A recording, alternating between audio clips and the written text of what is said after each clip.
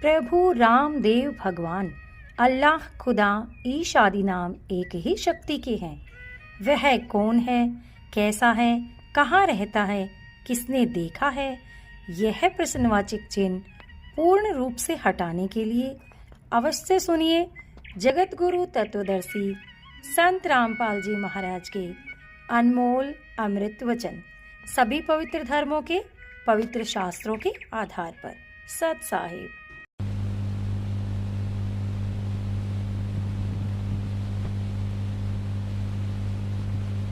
बांध कर कीनी बजर को पीन बे, मनवा बाहर भाग्या तेरे तुक भेख ले जा लीन बे। कंदरप बयानित जात है सपने से सौपति माही बे, जागते ही पंथ भूले कौन पकड़े माही बे। काटल कटुआ गावे जो ये बोल चलावे लात बे, गए गर्त गोर भोंदो नहीं संगी साथ दे। तरवीन होकर जग ठगे ललीन होकर खाएंगे, बातों की चादर ओढ़े और दगड़ लुटे जाएंगे। दगड़ भोसो भेख ये भागे पर बैराग दे, बोलते ही व्यस्त चढ़े जो सर्प बंदी नाग दे। कान्य कुटी तर चेंदले अंधे खरे अनभख दे, जगो में जी मत खरे जो बड़े पे तो कूख दे। गोटे मनिंदे मन सिहर अंदर अनाड़ी भूत दे, अक्ल जराइत खात है मेले मेले जुड़े सब ऊत दे। धुंधी फिसादी है अपराधी अंदर काती घात दे, बंद की रस्म नहीं जुड़े मारण हाथ दे। चोल चावल दाल रोटी माल पूरे गटक दे, इंद्री सदै कर कौन विधि खाने नहीं अटक दे। एक रंडी त्याग दीनी पांच रंडी गैल दे, पाया ना मुक्त द्वारा मुक्ति का सुख दे करीबों सैल दे। टोपी और कॉपी को बढ़िया झंडी लिया हाथ डंडी लिया हाथ दे, मोर मुक्त शीश धर कर खान मुख से बात दे। गर्द नहीं उस धाम की डूंगर प्रेस भेख दे, पैसे पसारी जोड़ ही नोटे मदारी सेख दे। अनबंश की नहीं अंश है सब माही दे, गरीब दास गति ना मोख में नरक द्वार जाहिंगे। कितने प्यार से समझाने की चेष्टा की है आदरणीय गरीबदास साहिब जी ने प्रभु की महिमा को, वास्तविक ज्ञान को, तत्व ज्ञान को, शास्त्र अनुकूल साधना के विषय बताते हैं। बंदगी प्रवेश वे, भाई डंगता भक्ति कर ले, इस भक्ति को प्रवेश कर अपने अंदर, ये ड्रामे मत करे, इससे परमात्मा नहीं प्रसन्न होगा, ना ही तुझे कोई लाभ मिलेगा, ये तो नरक में जाने का सामान है। शास्त्र विधि को त्याग कर मनमानी जो साधना करते हैं, मनमाना पूजन करते हैं, आचरण करते हैं, उनको न तो कोई गति होती है, न कोई सुख हो और न ही उनका कोई कार्य सिद्ध हो। गीता जी अध्याय नंबर 16 मंत्र 23 और 24 में कहा है कि शास्त्र परमात्मा की भक्ति के लिए तेरे लिए शास्त्र ही प्रमाण है।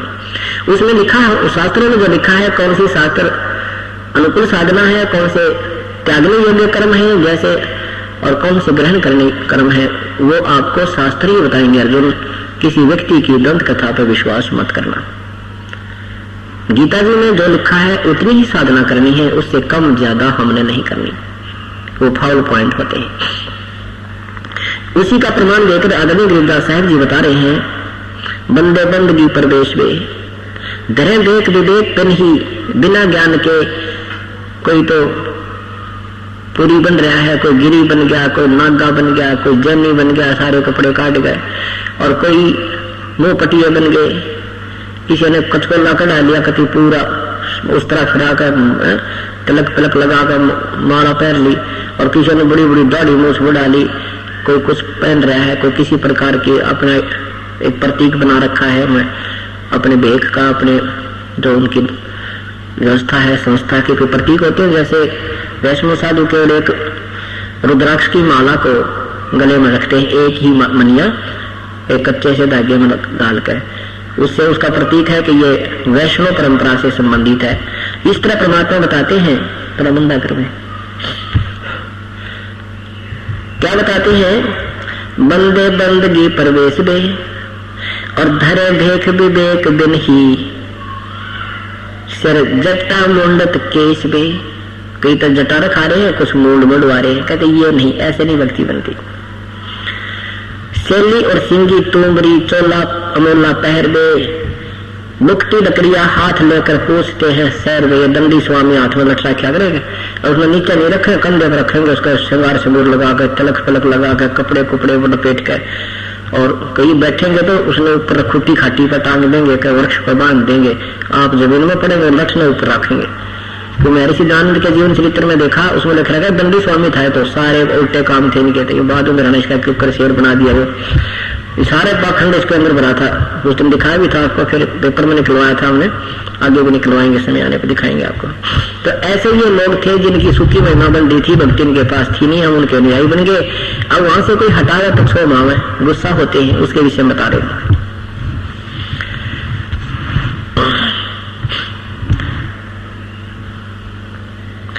गुदरी लगाई अजब चिंगी अरबन बरन बिरंग दे, चंगे मनी देखाए करिए मनवा भया डाग दे, ऊपर ऊपर तो हंस बना मध्य कौआ काग दे। ऊपर तो संत बने थे तुम, अंदर सारे विकार हैं, ऊपर तो हंस वाने, और अंदर से कहते तो बुगला और कौवे जैसे लक्षण तेरे। हंस एक पक्षी होता है, बुगले जैसा होता है सफेद, और वो एक तालाब पर होता है, उसकी पहचान होती है कि वो मच्छी नहीं खाता, जीव हिंसा नहीं करता, मोती खाता है, और दूध में जल डालकर उसके सामने रख दे तो दूध ग्रहण कर लेता है, पानी छोड़ देता है। ऐसी कुदरत ने उसको एक शक्ति प्रदान कर रखी है, एक गुण दिया है। ऐसे ही भक्त के लिए लिखा है कि तुम कहो तो हंस वो होता है, साधक वो है जो हंस वर्ती में हो, बुराई नहीं करे, किसी की रिश्वत नहीं ले, किसी ने दुखी नहीं करे, बीड़ी शराब मांस तम्बाकू नहीं ग्रहण करे, यानी अच्छे विचार कोई देता है ग्रहण कर लेता है, बुराई को छोड़ देता है, उसको हंस कहते। ऊपर से तुम हंस दिखते हो, साधु दिखते हो, अंदर तुम्हारे अंदर सारे अवगुण भरे पड़े हैं, तुम संत नहीं हो। चंगे मनी देखाए करिए मनवा भया दाग वे, ऊपर ऊपर तो हंस बाना मध्य कौआ काग दे, गुदरी लगाई अजब चिंदी अरन बरन बिरंग दे, ठहरे बनखंड भेड़िया जो नहीं सतगुर संग दे। यानी तुम्हें कोई संत का संग नहीं मिला, इसलिए तुम ये नाना प्रकार के पंथ बना करके नाना प्रकार की साधनाएं कर रहे हो, तुम्हें संत सतगुर नहीं मिले।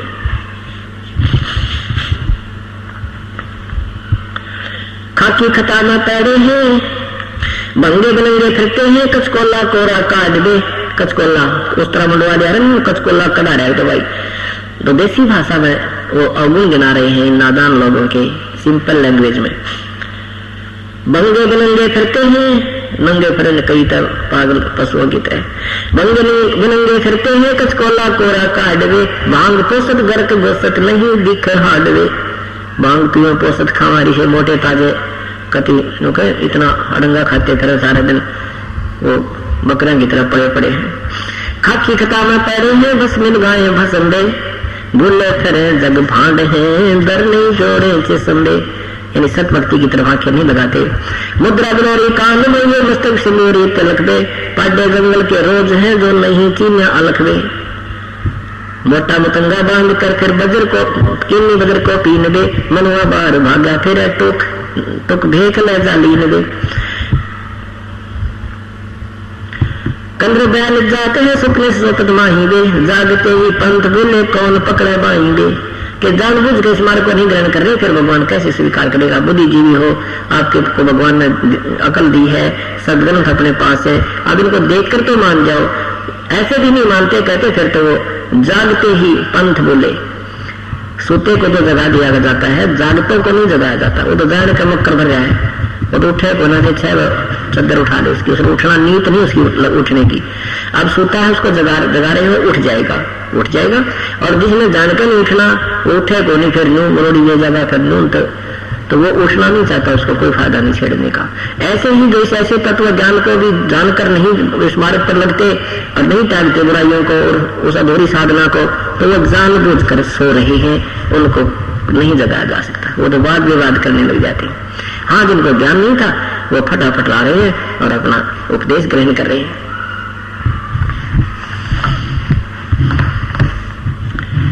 कान्य कुटी फिर केंद्र में अंधे फिर अनुभव वे। अब इनके अवगुण गिनाए है मालिक ने कि ऐसे बात नहीं बनती। इसी दृष्टिकोण से एक बार काशी में, बनारस में ये अफवाह फैला रखी थी अज्ञानी लोगों ने, ब्राह्मणों ने, कि जो काशी में मरता है, काशी में प्राण त्यागता है, वो स्वर्ग जाता है, और वो मगहर में मरता है वो गधा बनता है और नरक में जाता है। परमात्मा कबीर परमेश्वर कहा करते, इन पाखंडियों की बात को मत सुनना भाई।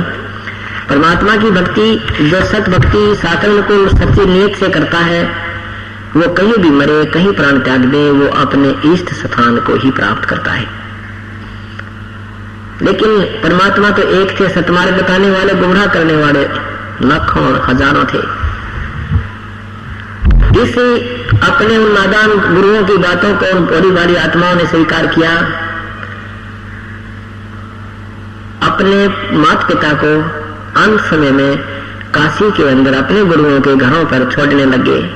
उन्होंने उसकी फीस रख दी लालचियों ने, 5 रुपये महीना, 2 रुपये महीना, पहले ऐसे सस्ते जो थे, आज के हिसाब से लगा दें भी 2000 रुपये महीना रख दिए, 2000 रुपये महीना हम देंगे।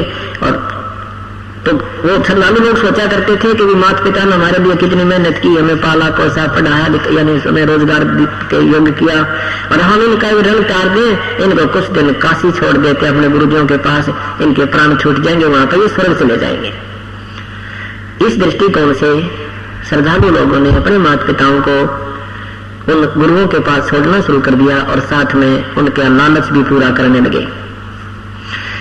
अब वहां घनी भीड़ होगी। अब बुद्ध आदमी तो घर पे एक है, माता पिता वो सारा परिवार दुखी हो गया वृद्ध की सेवा करने में, मतलब मान लेते वैसे ऐसा दुखी होना नहीं चाहिए। जब तक हम अज्ञानी थे, हमें ज्ञान नहीं था, तो देखा हमने बूढ़ियों का बिरान मटी है भगवान, रोया करते दूसरे घर में जाके, बहू ने बोली बेटे थे कहीं और गुस्से की ओर दिया, आंखें मगर पानी पड़े, रोटी भी ना खाई, सारे दिन की कोई से ना पूछा, खाया सक माँ भूखी है, दूसरे के जाकर तू खाया करते।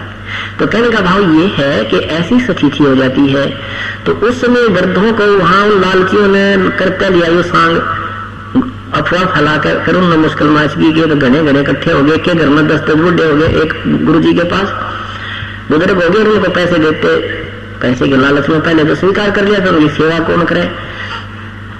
अब वो सेवा ढंग से ना करे तो बच्चे बूढ़े लाना दे, भैया तो रोटी भी ना मिली, नहाने भी ना पाता, तो माता पिता गुरुओं ने सोची भैया कि तुम्हारी दुकान बंद ना हो जाए, तो एक स्कीम बनाई, उन सारे गुरुओं ने एक स्कीम बनाई कि ये अफवाह फैला देते हैं कि आकाशवाणी हुई हमारे को, और गंगा में एक करोत आवेगा भगवान की तरफ से, आरा काटन, ये जैसे लकड़ी काटन का करोत होता है, ऐसे खींचा करते, आरी सी लंबा होता है वो, 2 आदमी उधर से पकड़ कर खींचे, उधर से अच्छा मोटे लाकड़ में काटन का, लकड़ को काटने के लिए होता है। तो उन्होंने स्कीम बनाई कि गंगा के किनारे एक ऐसा आर्क सी बना कर लो, और वो बना दिया एक गुफा सी, और उसमें ऊपर बीच में थोड़ी सी जगह छोड़ दी, वो उसमें करोट सेट कर दिया, और उसका हैंडल कर लिया दूर रस से पकड़ने का, तो वहां से वो ढीला छोड़ दे, करोट एकदम नीचे आवे, और नीचे की ओर खींच रखे उसके कोई वो उनमें एक बनो कर दे, और वो गर्दन कट जाए, ऐसा सिस्टम उन्होंने कर रखा। तो उन्होंने फिर क्या बताई कि भाई जिन्होंने जल्दी स्वर्ग जाना है उसके लिए भाई 200 रुपये एक्स्ट्रा फीस लगेगी, और भगवान की तरफ से आदेश आया है, वहां करोट आया करेगा अपने आप ऊपर पे मेरा कितना है, और उस करोट से जो गर्दन कटवा लेगा वो सीधा स्वर्ग जाएगा। अब वो बच्चे अपने माता पिता तो मिलने जाओ 2 महीने में, 6 महीने में, माता पिता उन्हें पता लगा बच्चों ने, तो माता पिता कहते बेटा हमने तो हमारा तो अंत आई लिया, और 200 रुपये लगेंगे, हमारी टिकट बनवा दो। अब बच्चे सोचे बच्चे अपने भी ठीक है, 200 रुपये के ज्यादा है, पहले 5 रुपये 10 रुपये, उसके बाद 2 साल रहेंगे, 4 साल रहेंगे, खर्चा उतना हो जाना है, और पिताजी स्वर्ग चले जाने चाहिए, माता पिता हमारे 200 रुपये के बने हैं। अब वो 100-150 रुपये जो फीस रखी वो लेने लग गए, और वहां उनके गर्दन काटे और गंगा में धक्का दे दे, ले भाई तुम्हारे पिताजी पहुंच गए वहां स्वर्ग गए, करोट से गर्दन कट गई उनकी। और कई बार वो करोट ना चलता, वो अट जाते रस्से की तरफ कर, वो ना आता तो उसमें बाहर निकाल जाते, भाई आदेश नहीं हुआ भगवान का तेरे लिए अभी नहीं जाना है। वो रोता बैठ के भगवान मैं जना पापी होऊंगा, इसलिए आपने मुझे स्वीकार नहीं किया, और वो अड़ गई उनकी रस्सी ने, मैं भी वाकई कमजोर हो गए, रात में फिर सेट करते, अगले दिन उसकी टिकट काटते। अगर भाई आजा फिर देख ले, राजी हो गया भगवान तेरा, अगले दिन वह टिकट काट लेते। तो ऐसे जुल्म भी हमने स्वीकार कर लिए कि हम भगवान पाले। परमात्मा कहा करते ये भाई जुल्म कर रहे हैं, ये मार्ग भक्ति पाने का नहीं है, ये झूठ बोल रहे हैं कि मगर मरने वाला नरक में जाता है। मैं मगर जाकर के प्रस्थान करूंगा, अपने सतलोक जाऊंगा, इस स्वर्ग से भी बहुत उत्तम स्थान पर जाऊंगा, और मगर से जाऊंगा, आप देखना मैं गधा बनूंगा या स्वर्ग से भी ऊपर जाऊंगा। ये परमात्मा ने सबको कह दिया कि मैं मगर जा रहा हूं, और आप ले आओ तुम्हारे जंतर मंत्र भी, तुम्हारे पत्रे पोती भी सारी देख लियो। तुम बताते इस शख्स मुहूर्त में मरने वाला ऐसा होता है, उस मुहूर्त में मरूंगा, आ जाओ। अब यही वो दिन आज का जो है माघ शुक्ल पक्ष एकादशी, संवत 1775 सन 1518,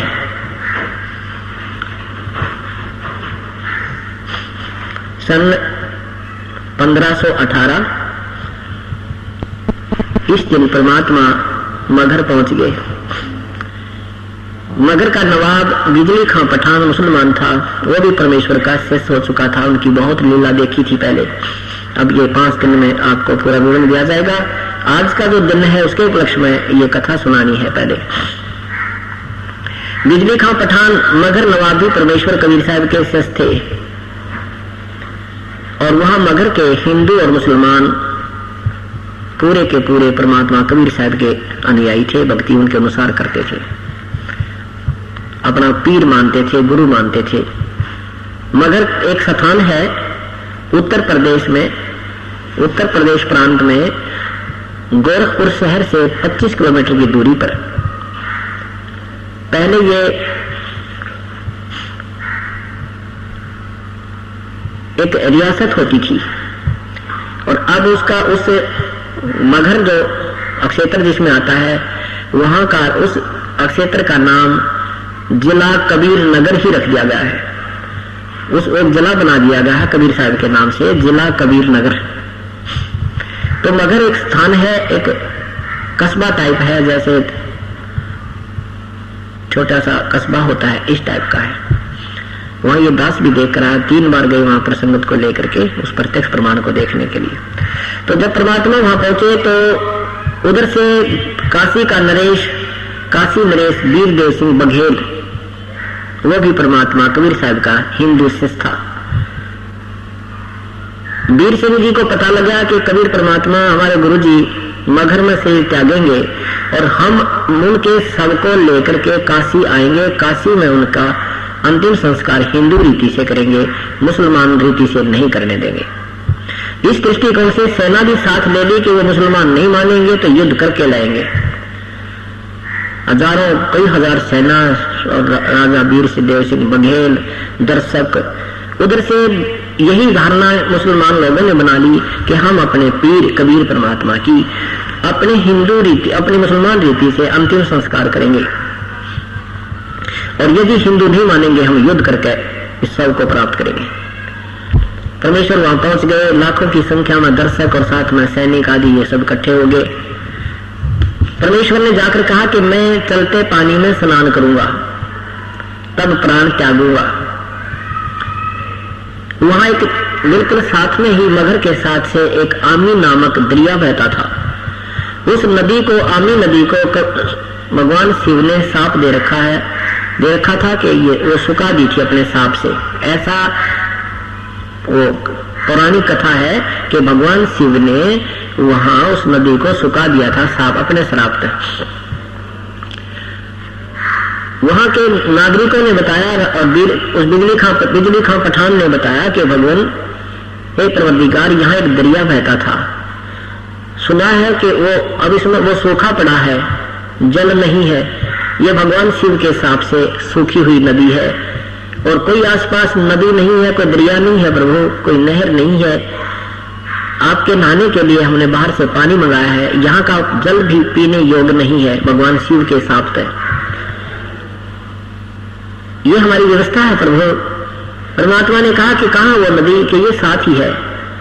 जहां परमात्मा ने शरीर त्यागने की लीला की थी, उससे 2 एकड़ की दूरी पर, 500-400 फुट की दूरी पर वो दरिया आज भी बह रहा है, आज भी विद्यमान है वो। कबीर परमात्मा वहां जाकर खड़े हो गए और दर्शक भी साथ चले गए। परमेश्वर ने ऐसे संकेत किया था जैसे ट्रैफिक का सिपाही रुकी हुई गाड़ियों को रोक ऐसे संकेत करता फिर भागती है स्पीड में। परमात्मा ने जाकर के ऐसा किया था उस सूखी नदी पर, एकदम काफी दूरी से धमाका सा हुआ और जैसे पानी का पूरा स्रोत बहकर नीचे से ऐसे चल पड़ा। दरिया पूरी रूप से भरकर स्वच्छ निर्मल जल से भरकर चल पड़ी। बोलो सतगुरुदेव की जय। और सांप, उस शिव जी का सांप भी मुक्त कर दिया भगवान ने। और नहीं तो इस सांप को यहाँ 21 ब्रह्मांड में, 7 संग ब्रह्मांड में कोई किसी के श्राप को नहीं माफ कर सकता, न उसको हटा सकता, क्योंकि भगवान विष्णु को सांप लगा था नारद जी का कि एक जीवन आप अपनी पूर्ण रूप से अपनी स्त्री के वियोग में पूरा करोगे, भोगोगे। उसी शापवश भगवान विष्णु ने रामचंद्र रूप में आकर पूरा जीवन अपनी पत्नी के वियोग में बिताया। भगवान कृष्ण जी को साप के कुल को साप दिया था किसने? दुर्वासा ने। उस दुर्वासा के शापवश श्राप से 56 करोड़ यादव मर गए। कृष्ण जी को भी तीर लगा, वो भी मर गए, उनका कुल नाश हो गया। उस सांप को वो नहीं मुक्त हो सके, ना अपने आप को कर सके, ना अपने कुल का श्राप का जो दोष नहीं मिटा सके। और परमात्मा कबीर साहब ने भगवान शिव का दिया हुआ सांप भी उस नदी से हटा दिया, वो फिर बहा दी और वहां उसका नीचे का पानी भी उस पृथ्वी का ठीक कर दिया। परमात्मा कहते तुम कौन राम का जपते जातम तात कट नाती नो तातम। तुम किन भगवानों का भजन करते हो जिससे तुम्हारे 3 ताप भी नहीं हट सकते, मुक्त नहीं हो सकते, कट नहीं सकते। 3 ताप ये आते हैं जैसे किसी ने श्राप दे देना, कोई देवता रुष्ट हो जाना, इस तरह के ये 3 प्रकार की होते हैं, 3 ताप होते हैं। अधिदेव, अधियज, अधिभूत।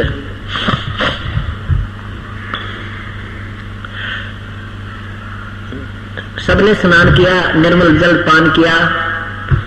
परमात्मा अंतर्यामी थे, जान गए कि इधर वीर सिंह खड़ा, इधर बिजली खां पठान खड़े हैं जो मुख्य वहां के मुखिया भी थे और साथ में आगे रहते थे क्योंकि वो नवाब और नरेश थे। परमात्मा ने कहा कि सेना किस लिए लाया है वीर सिंह? बिजली खां ये सेना किस लिए लाए हो? यहाँ क्या खतरा था तुम्हें? नीचे को मुंह कर दिया, बोले को नहीं, नीचे गर्दन कर दी, बोले नहीं। अब अन्य जो हिंदू और मुसलमान खड़े थे उन्होंने कहा कि प्रभु, हिंदू कहने लगे कि हम आपके शव को ले जाकर के वहां काशी में आपका अंतिम संस्कार करेंगे और यदि मुसलमान नहीं मानेंगे तो हम युद्ध करेंगे। दूसरे मुसलमान जो बिना नाम वाले कच्चे पक्के से थे वो भी ऐसे कहने लगे कि हम हिंदुओं को नहीं देंगे अपने पीर के शव को, हम यहाँ पर अपने अंतिम मुसलमान रीति से इनकी अंतिम संस्कार करेंगे आपके शव का, और नहीं मानेंगे तो हम युद्ध करेंगे। अब सब ने बाँच डाली, गोली भर ली, लोग कभी ऐन तैयार हो गए। तरह गजे भैया परमात्मा ने 2 घंटे 1.5 घंटे उनको सत्संग दिया कि सारे जीवन में 120 वर्ष मैंने क्या समझाया तुम्हारे को और तुमने क्या समझा मेरे से। अगर तुम झगड़ा करोगे तो मैं तुम्हारे साथ नहीं हूं। परमात्मा ने बहुत समझाया। ऊपर से तो उन्होंने आश्वासन दे दिया कि ठीक है गुरुजी नहीं करेंगे, नहीं लड़ेंगे, पर अंदर में खोट जो का तो था कि एक भाई अपना प्राण त्याग दे, निश्चिंत होकर गुरुजी अपना मर जाए और बाद में जो करना वो करेंगे। हमारी इतनी बुद्धि है। उधर से आकाशवाणी हो चुकी थी, किसी ने आकाशवाणी कर रखी थी, पहले भविष्यवाणी कर रखी थी। भविष्यवाणी कर रखी थी कि सन 1575 में एक बहुत भयंकर युद्ध होगा जिसमें करोड़ों व्यक्तियों का नरसंहार हो जाएगा। वो भविष्यवाणी का दिन आ चुका था। अब परमात्मा होनी से अनहोनी कर दे, उसी को भगवान कहती। उसने वहां के वो पत्री पोते लेकर आ रहे थे, पोथे वालों ने बता दिया था कि ये तो युद्ध होगा ही होगा भाई, और कैसे तो नहीं आते। ये तो लिखा पहले ही, अब याद आ गया हमें, ऐसा लिखा है उसमें, ऐसा का भविष्यवाणी में लिखा है ये तो अनर्थ होगा, बहुत बड़ा युद्ध छिड़ जाएगा, ऐसा जुल्म होगा, ना जाने कितने लोग मरेंगे। लेकिन कहते हैं साहिब से सब होत है, बंदे से कछु नाही। ये राई से पर्वत कर दे, पर्वत से फिर राई। इंसान कुछ नहीं कर सकता है, परमेश्वर कबीर साहब सब कुछ कर सकता है। अब वो पहाड़ बन गया था, वो भविष्यवाणी के यहाँ लाखों लोग मरेंगे, फिर मालिक ने वो राई कर दिया, निष्क्रिय कर दिया। क्या लीला की भगवान ने। कावी एक चादर नीचे बिछा दो मेरा, अब एक चादर सफेद कहते ही नीचे बिछा दी गई और श्रद्धा से थोड़े थोड़े 1-2 इंच फूल डाल दिए गए। गुरु जी लेटेंगे श्रद्धा के कारण, सुगंधित फूल 1-2 इंच डाल दिए। परमात्मा उसके ऊपर लेट गए। कबीर परमेश्वर ऊपर से चादर ओढ़ दी सफेद। उससे पहले क्या कहा परमात्मा ने कि तुम झगड़ा नहीं करना भाई, ये मेरा अंतिम आदेश समझ लेना। भले ही मेरे शरीर को, जो मेरे चादर के नीचे जो वस्तु तुम्हें मिला, उनको आधे आधे बांट लेना। चाहे मेरे शरीर को भी काट लियो बेटा, तुम लड़िए मत। परमात्मा ने क्योंकि वो एक जन साधारण की लीला करने आए थे, अपना भेद साथ साथ छुपाते भी रहते थे। तो जो ही उन्होंने एक चादर ऊपर ओढ़ी, 5 मिनट के बाद आकाशवाणी हुई ऊपर से कि देख लो भाई पंडित लोगों, तुम कहा करते यहाँ मरने वाला मगर मरने वाला गधा बनता है। देखो मैं विमान जा रहा हूँ स्वर्ग, अपने सतलोक को जा रहा हूँ, स्वर्ग से भी ऊपर। अब सबकी दृष्टि ऊपर गई तो क्या परमात्मा तेजो में शरीर युक्त कबीर परमेश्वर अब सीधे आकाश को जा रहे हैं। मनुष्य जीवन अनमोल है, इसे ऐसे ही व्यर्थ न गवाएं। जगत गुरु तत्वदर्शी संत रामपाल जी महाराज से नाम दीक्षा लें और अपना कल्याण कराएं। ऐसे ही आध्यात्मिक वीडियो देखने के लिए हमारे चैनल गुरु गोविंद चैनल को सब्सक्राइब करें। बोलो सतगुरु देव की जय।